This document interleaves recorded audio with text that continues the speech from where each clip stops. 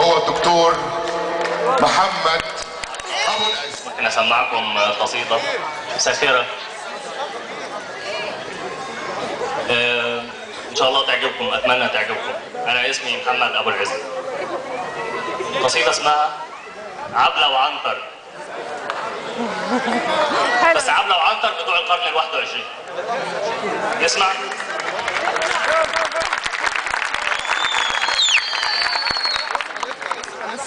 على قصة أجمل حبيبين يا ما سمعنا زمان حواديت، على عنتر عكس المغوار فارس شاعر عالي الصيت، وحبيبته عبلة الأمورة أصل وعز وعيلة وبيت.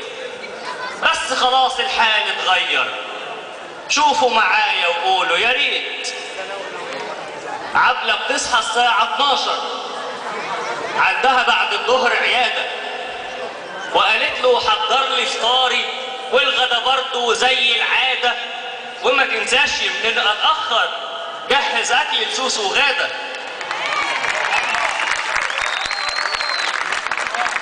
وما تنساش يمكن اتأخر جهز أكل لسوس وغادة، وإن ما عرفتش تعمل حاجة انده للست أم حمادة.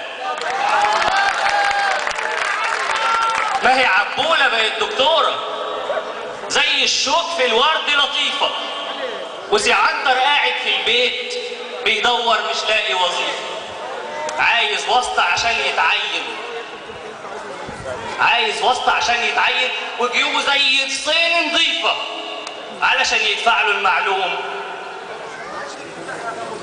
عنتر واخد أعلى شهادة بس الدنيا معدة معاه، مرة يلاقي و20 لأ، شغلة في أي مكان يلقاه، علشان كل وظايف الدنيا طالبة مؤهل مش وياه إنه يكون أمورة وحلوة وشعرها في الكوافير عاملاه.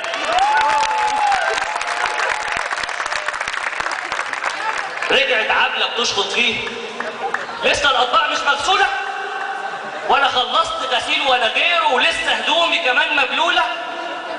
دخلت جوه المطبخ شافت ان الباميه مش معموله، راحت نادها انت يا نينا، هي ايديك الاتنين مشلوله.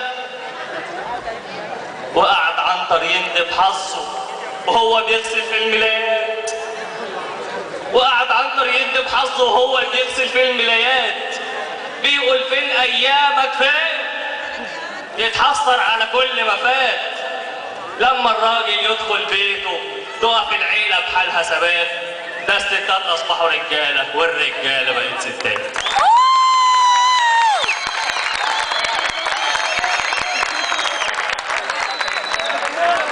شكرا.